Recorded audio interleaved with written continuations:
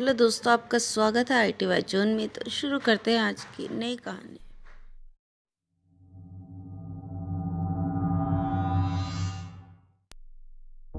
यह कहानी दिल्ली के ही एक घर की है जिसके अंदर माँ, बेटा, बहू और बच्चे थे।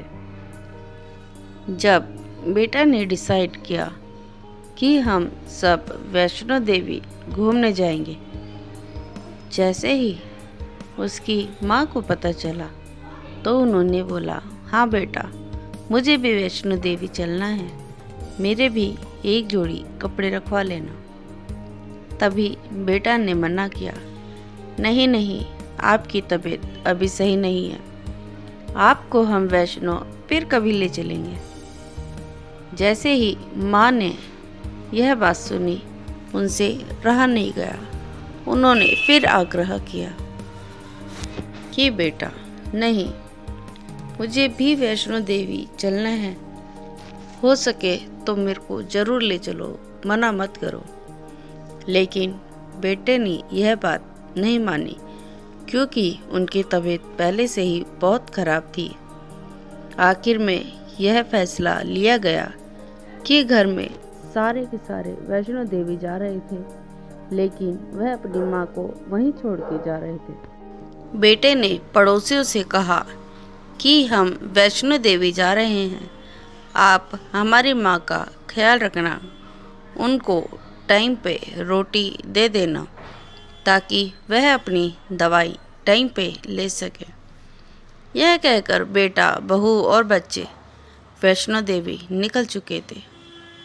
वह वैष्णो देवी सुबह पहुंचने ही वाले थे और यहाँ जो बूढ़ी माँ रात को खाना खा के सोई थी, उनके भी प्राण निकल चुके थे।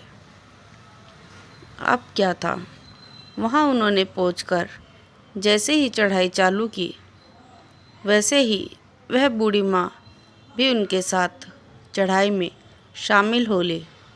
अब जैसे जैसे वह दर्शन करते जा रहे थे, माँ भी उनके साथ दर्शन, यहाँ बूढ़ी माँ उनके साथ दर्शन कर रही थी और जहाँ घर पर उन्होंने अपनी माँ को छोड़ा था, वहाँ उनका मृतक शरीर पड़ा था। पड़ोसी काफ़ी टाइम से दरवाज़ा खटखटा रहे थे, बूढ़ी माँ दरवाज़ा खोलो, दरवाज़ा खोलो बूढ़ी माँ, लेकिन कोई आवाज़ नहीं आ रही थी। आवाज़ ना आने के बाद जब सबों ने यह डिसाइड करा कि अब दोपहर के 12-1 बज चुके हैं, अभी तक दरवाज़ा नहीं खुला, अब उन्होंने दरवाज़ा तोड़ने का फैसला किया। दरवाज़ा तोड़ा गया और यह पाया कि अंदर बूढ़ी माँ का मृतक शरीर पड़ा था। फिर क्या था, सारे पड़ोसियों ने यह फैसला किया कि क्यों ना हम ही इनको अग्नि दे देते हैं। तो सामान लाना तैयार हो चुका था पड़ोसियों का और बूढ़ी माँ की काठी बांधी जा रही थी। और दूसरी तरफ जो परिवार था वैष्णो में, उनकी भी चढ़ाई लगभग पूरी होने वाली थी। यहाँ काठी बांधी जा रही थी, वहाँ चढ़ाई पूर्ण होने को थी। अब क्या था, जैसे ही उनकी चढ़ाई पूरी हुई, यहाँ काठी भी पूरी तरीके से तैयार हो चुकी थी। अब क्या था, किसी ने चढ़ाई के दौरान बूढ़ी माँ को धक्का दिया और यहाँ जो काठी में मृतक थी बूढ़ी माँ, वह अचानक जीवित हो उठी और सब लोग पड़ोसी डर चुके थे कि ये क्या हुआ। जो बूढ़ी माँ अभी तक मृतक थी, आखिरकार यह कैसे जीवित हो गई। यह देखकर सब डर गए थे। बूढ़ी माँ एकदम से चिल्लाई, अरे ये क्या कर रहे हो तुम, क्यों ऐसा क्या कर रहे हो तुम, क्यों बांध रहे हो मुझे, मैंने तो अभी वैष्णो के दर्शन किए हैं, पता नहीं किसने मुझे धक्का मार दिया, मेरा परिवार अभी भी वहीं पे है और नीचे उतर रहा है वहाँ से। अब यह कहानी किसी को समझ नहीं आ रही थी। अब जो भी था सब एक तरफ से खुश थे कि चलो बूढ़ी माँ सही हो गई, पर उनको यह समझ नहीं आ रहा था कि बूढ़ी माँ क्या बड़बड़ाए जा रहे हैं। जब बूढ़ी माँ और उनका परिवार जो कि वैष्णो से वापस आ चुका था 2-3 दिन में, उनके साथ पड़ोसी बैठे और बोल रहे थे कि बूढ़ी माँ कुछ बड़बड़ा रही थी कि उन्होंने वैष्णो के दर्शन किए।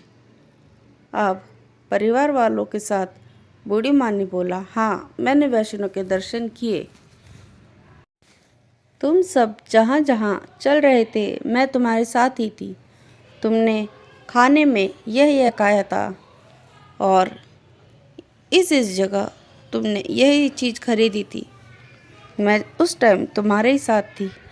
आखिरकार परिवार को यह मानना पड़ा क्योंकि उन्होंने सेम वही काम किया था जो बूढ़ी माँ बोल रही थी।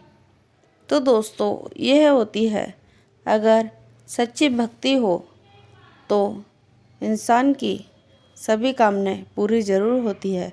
बूढ़ी माँ को वैष्णो जाना था और वह सब पूरा किया उनकी सच्ची भक्ति ने। तो दोस्तों आपको यह स्टोरी कैसी लगी?